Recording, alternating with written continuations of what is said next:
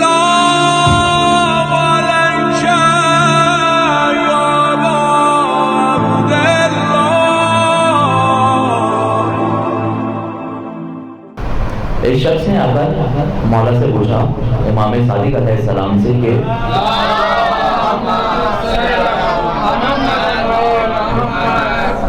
کیا آپ کا کوئی شیعہ آپ کا کوئی چاہنے والا گناہ کر سکتا ہے؟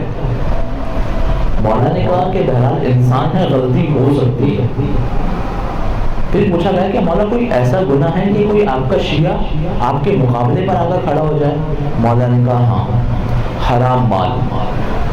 اگر کسی شخص نے حرام مال کھایا ہوگا تو تھوڑے عرصے میں وہ اپنے وقت کے ولی کے مقابلے پر آ کر کھڑا ہو جائے گا۔ آپ دیکھیں ابن ملجم جنگ صفین میں مولا کائنات کے ساتھ لڑ رہا تھا، جنگ صفین میں مولا کے ساتھ تھا، یا پھر اسی وقت پھر مولا سے جدا ہوا، یا مثلا شمر کی مثال ہے کہ مولا کی رقام میں لڑا ہے لیکن کربلا میں امام حسین کے مقابلے پر آ کر کھڑا ہے۔ یہ کیا وجہ ہے کہ امام علی کا تو ساتھ دے رہا ہے، تھوڑے وقت میں اپنے ولی کے مقابلے پر آ کر کھڑا ہو گیا۔ یہ حرام مال کی تاثیر ہے کہ جب حرام مال انسان کے وجود میں جاتا ہے تو انسان اس نہج پر آ کر پہنچ جاتا ہے کہ اپنے وقت کے ولی کے مقابلے پر آ جاتا ہے۔ یہ ہماری ذمہ داری ہے۔ خداوند متعال قرآن میں فرما رہا ہے اللہ ولی الذین آمنوا، اللہ صاحبان ایمان کا ولی ہے، یخرجہم من الظلمات الی النور، ظلم سے نکال کر نور کی وادیوں میں لے کے جاتا ہے۔ لیکن ایمان کا مطلب یہ نہیں ہے کہ انسان اپنی زبان سے بولے میں ایمان لے کر آتا ہوں، بلکہ اگر آسان لفظوں میں آج کے دور میں سمجھایا جائے، ایمان وعدے کی مانند ہے کہ انسان یہ خدا سے وعدہ کر رہا ہے کہ بہت ساری چیزیں جو دین اسلام میں آنے سے پہلے مجھ پر واجب تھی اب مجھ پہ حرام ہو گئی۔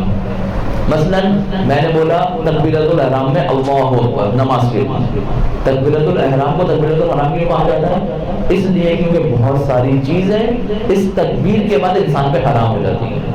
اب یہ نماز کی حالت میں کھا نہیں سکتا ورنہ کھانا جائز ہے، کچھ پی نہیں سکتا پینا جائز ہے، مسکرا نہیں سکتا مسکرانا جائز ہے، کسی سے بات نہیں کر سکتا بات کرنا جائز ہے۔ لیکن جیسے ہی اس نے تکبیر الاحرام پڑھا، اللہ اکبر پڑھا، اب نماز کا آغاز کیا، بہت ساری چیزیں جو یہ کر سکتا تھا اب نہیں کر سکتا۔ اسی طرح سے جیسے ہی انسان اسلام میں آیا تو بہت ساری چیزیں جو کر سکتا تھا وہ نہیں کر سکتا۔ اچھا یہاں پر بہت سارے لوگ سوال کرتے ہیں دین میں جبر تو نہیں ہے، جب دین میں جبر نہیں ہے تو یہ حرام کا تصور کیا ہے؟ دین میں جبر نہیں ہے اس کا مطلب یہ ہے کہ دین اسلام کو سلیکٹ کرنے میں جبر نہیں ہے۔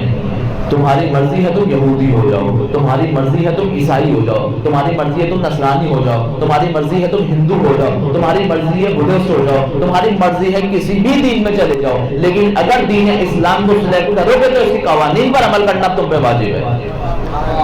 مثلا آپ اپنے بچوں کو کسی اسکول میں ایڈمیشن دلانا چاہ رہے ہیں اور بہت سارے اسکول آپ کے سامنے موجود ہیں، 100 اسکول ہیں، ان میں سے آپ نے لوگوں سے مشورہ کیا سب سے بہترین اسکول کون سا ہے؟